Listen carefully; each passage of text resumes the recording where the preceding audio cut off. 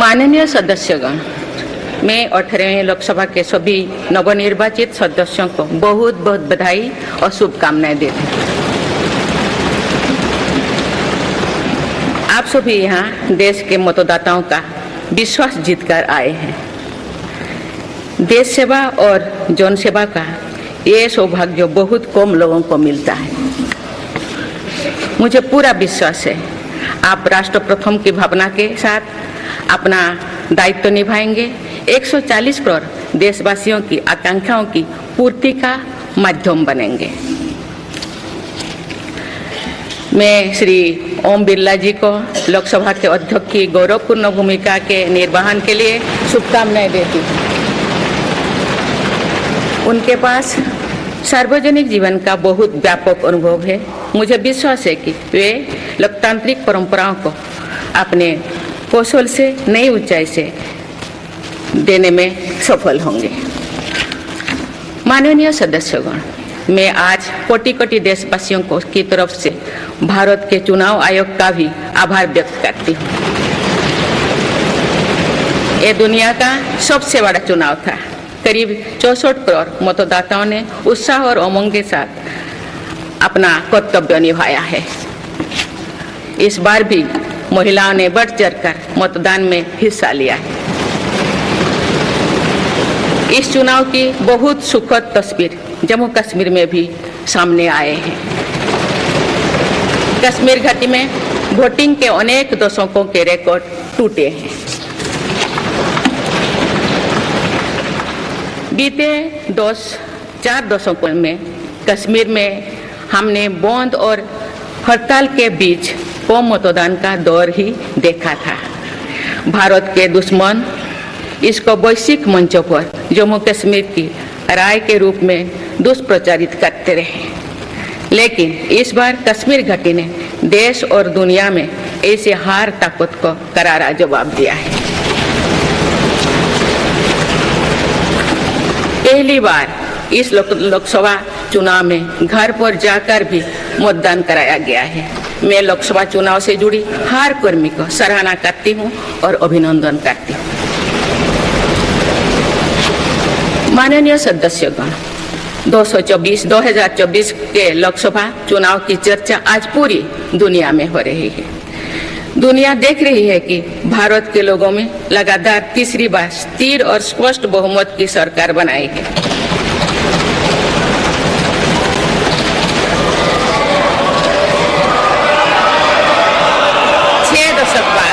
ऐसा हुआ 6 दशक बाद ऐसा हुआ है। ऐसा समय में जो भारत के लोगों की आकांक्षाएं सर्वोच्च स्तर पर है, लोगों ने मेरी सरकार पर लगातार तीसरी बार भरोसा जताया है।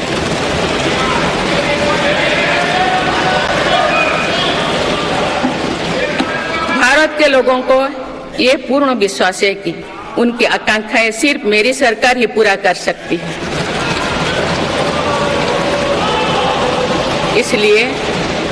इसलिए 2024 का ये चुनाव नीति, नियत, निष्ठा और निर्णयों पर विश्वास का चुनाव रहा है।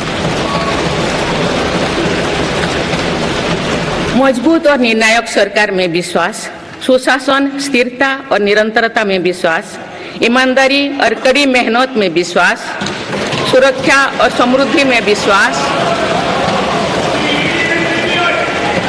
सरकार की गारंटी और डिलीवरी पर विश्वास, विकसित भारत के संकल्प में विश्वास। मेरी सरकार ने 10 वर्षों से सेवा और सुशासन का जो मिशन चलाया है, ये उस पर मुहर है। ये जनादेश है कि भारत की विकसित बनाने का काम बिना रुके चलता रहे और भारत अपने लक्ष्यों की प्राप्ति करते रहे।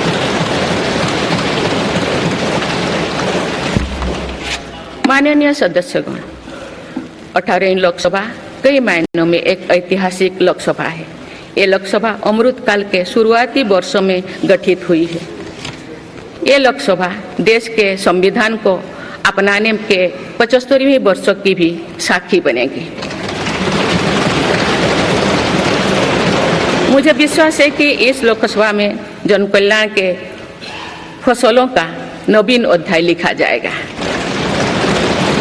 आगामी सत्रों में मेरी सरकार अपने इस कार्यकाल का पहला बजट पेश करने जा रही है।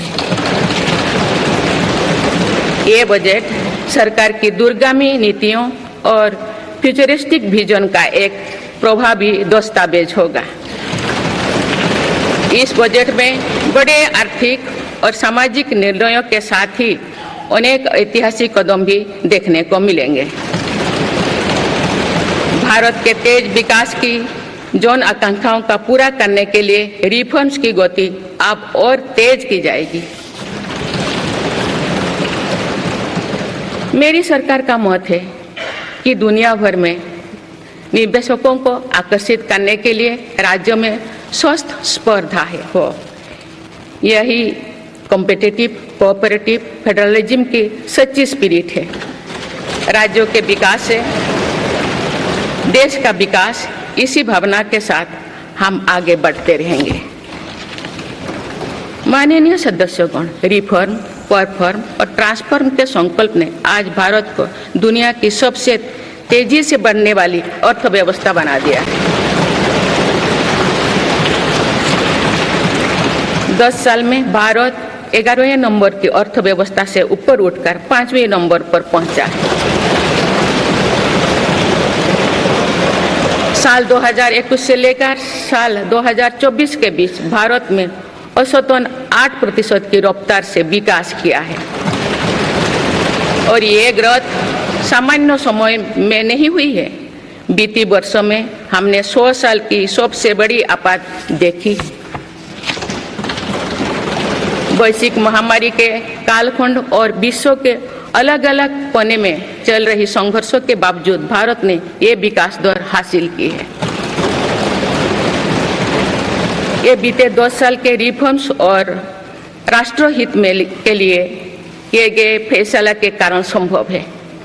आज भारत अकेले ही दुनिया की ग्रोथ में 15% का योगदान दे रही है। अब मेरी सरकार भारत को विश्व की 3रे नंबर की इकोनॉमी बनाने में जुटी हुई है। इस लक्ष्य की प्राप्ति विकसित भारत की नींव को भी मजबूत करने में के काम करेगी। माननीय सदस्यगण, मेरी सरकार अर्थव्यवस्था के 3 स्तंभों मैन्युफैक्चरिंग, सर्विसेज और एग्रीकल्चर को बराबर महत्व दे रही है। PLI स्कीम्स और ईज ऑफ डूइंग बिजनेस से बड़े पैमाने पर निवेश और रोजगार के अवसर बढ़ रही है। पारंपरिक सेक्टर्स के साथ साथ सनराइज सेक्टर्स को भी मिशन मोड पर बढ़ावा दिया जा रहा है। चाहे सेमीकंडक्टर हो या सोलर हो, चाहे इलेक्ट्रिक व्हीकल हो या इलेक्ट्रॉनिक्स गुड्स हो, चाहे ग्रीन हाइड्रोजन हो या बैटरीज हो, चाहे एयरक्राफ्ट कैरियर्स हो या फाइटर जेट्स हो, भारत इन सब सेक्टर्स में अपना विस्तार कर रहा है। लॉजिस्टिक्स कॉस्ट को कम करने के लिए भी मेरी सरकार लगातार प्रयास कर रही है।